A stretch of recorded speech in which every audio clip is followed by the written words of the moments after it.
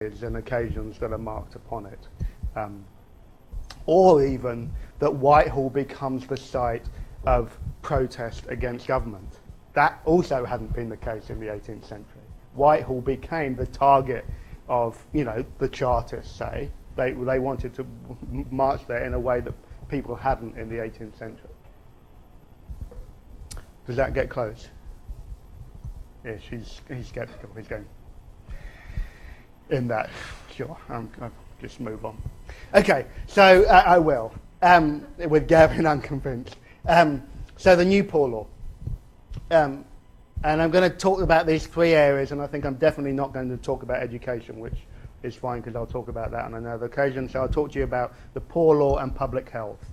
And again, I want to highlight a couple of things before we get going, of things that you've got to note that are similar about both of these areas. One is this new approach of report, inquiry, legislation, creation of a new centralized structure, the creation of new national standards, and then an inspectorate that goes around busily making sure that people are meeting those standards. Okay, so that's point one, the new approach, which centralization is at its heart. And then, again, this is part of the dialectical process of all of this, the way in which all of these areas actually serve to reanimate local politics. They all create new local units of administration that people get elected to, and therefore there's politics that surrounds that electoral process. And they all create an inspectorate who, in a way, is the new personification of the power emanating from Whitehall. Okay?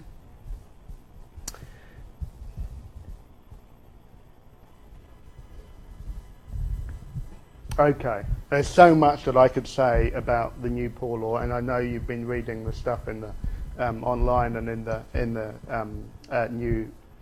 the textbook as well. So I'm just going to be skimming the edge of both of these things. The new Poor Law is often seen to be the product of an unholy marriage of Thomas Malthus and Jeremy Bentham. And then re-articulated through Edwin Chadwick.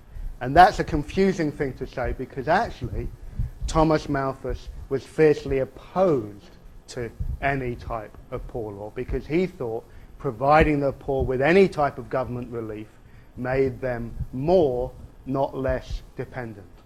In many ways, Thomas Malthus is a little like Rick Perry. Okay? So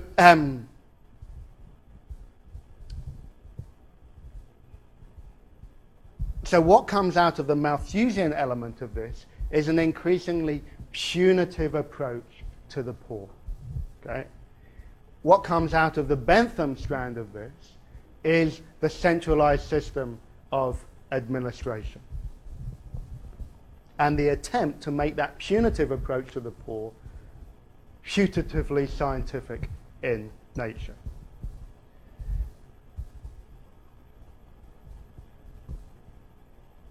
So, Chadwick is on the Poor Law Commission, the Commission of Inquiry that leads to the legislation of the new Poor Law in 1834. The Poor Law had been around in Britain since Elizabethan times. Okay, and one of the reasons why it became so contentious was that from the late 18th century, there had been, with a growing population, there was an increasing number of people drawing on poor relief that was funded by local taxation through property tax. And so therefore people were looking more and more, it's a bit like Social Security, that parallel actually works quite well. People are saying the system's broken, we have to fix it, we can't afford to keep on doing this, we need a new system. And this is what the new Poor Law tries to do. And it's designed, therefore, to end the dependence of the poor, okay, and to make poor relief a deterrent to its receipt, rather than, as had traditionally been the case, as a type of supplement to wages. When wages drop low, you could go and say, look, my wage, I can't support my family, and the poor relief officers would say, well, here's some poor relief to make do, and you can receive it at home. Instead, what the new Poor Law does is abolish that type of outdoor relief. It says, no, if you want to get poor relief, you have to come into this utterly miserable place that we're going to build called a workhouse. And you have to stay in the workhouse. You have to work for your poor relief. And you have to do it in conditions in which there are 1,000 different classes of paupers that are separated out. So the old and the infirm are separated out. Families are separated out because you can't have men and women together because that would cause immoral activity. Sometimes children are separated out from mothers, sometimes not.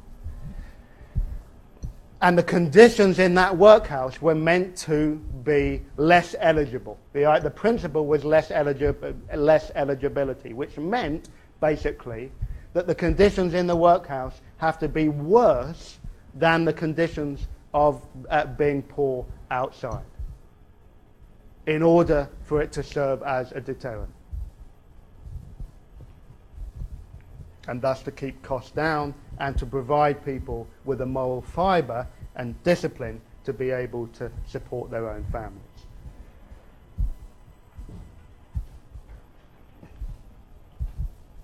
In order to make this work, you needed an incredibly centralised administrative structure. So the Poor Law Commission sat in London, issuing edicts that were then meant to be enacted in a new set of poor law unions. Now the Poor Law Union was the local administrative unit. And they very deliberately didn't make it the old parish boundary. This was the point of the map that I didn't talk about here, but it's so bad you can't see, which is basically the different administrative boundaries and the way in which this was going to be a secular state-driven thing, not a church-driven thing, as the old Poor Law had been administered basically on the old parochial boundaries. So now you have a new local administrative unit called the Poor Law Union, and you had guardians who were elected to that union by local ratepayers, property tax payers.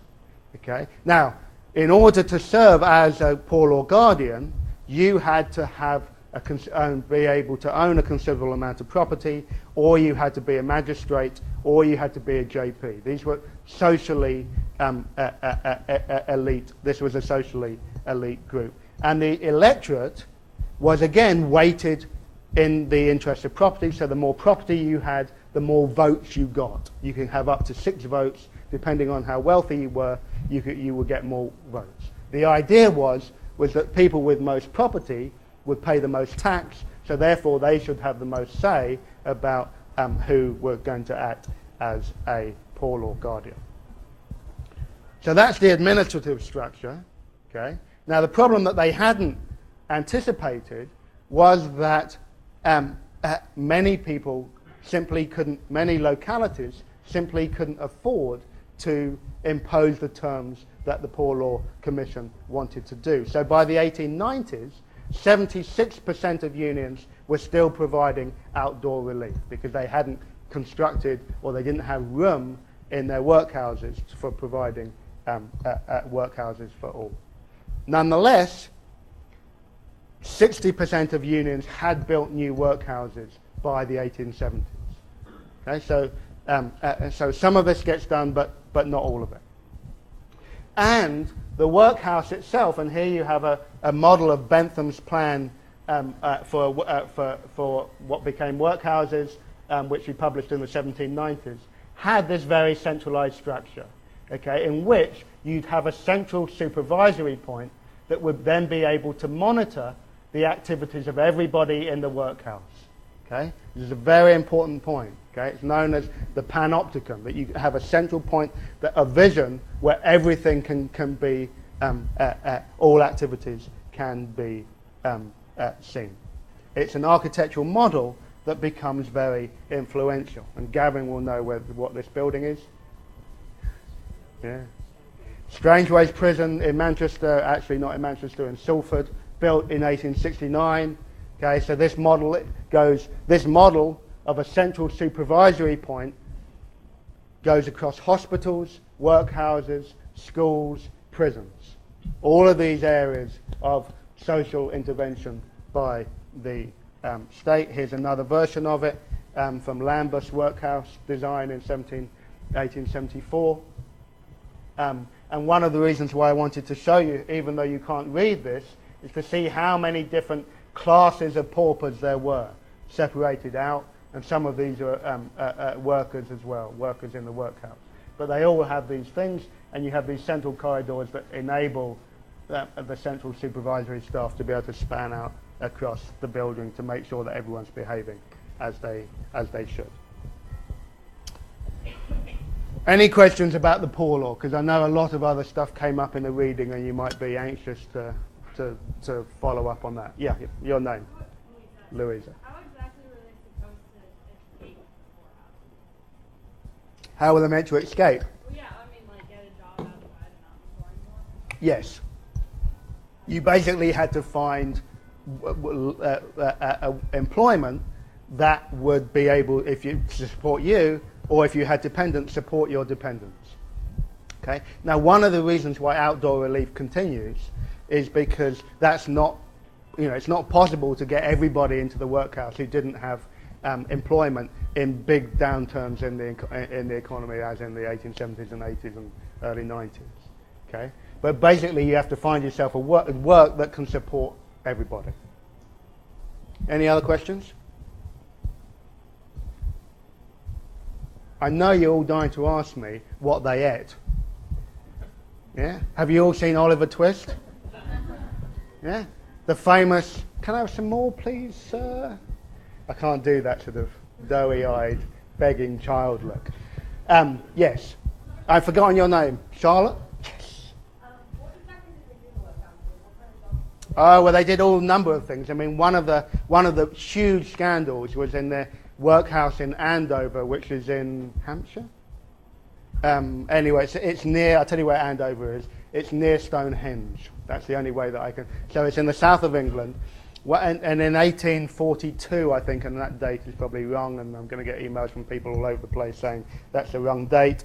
There's a big scandal that breaks out in the Andover workhouse because the inmates are used to crush bones for fertilizer. Okay? And they're so hungry that they're eating the scraps off the dead carcasses. Okay? So that you can imagine that this becomes... The London Times is one of the great critics of the new Poor Law because it hates this new type of political economy out of which it comes out of. And it leads the campaign against the things. But they did that type of work. They could do public works type of work, crushing stones. Women did embroidery, needlework, that type of stuff. Any other questions? Has anyone had fetid horse bone recently? No? I don't recommend it. Not that I'm in a habit, but, every now and again when I go to France. Sorry, that was uncalled for. Let's move on to the issue of public health then, where we have dear old Edwin Chadwick again at the centre. And he writes the first report on sanitary conditions in 1842, where he basically mates the issue of sanitation, the issue of having civility and health joined up. Okay? If you could have sanitary conditions, you'd have a more civil population.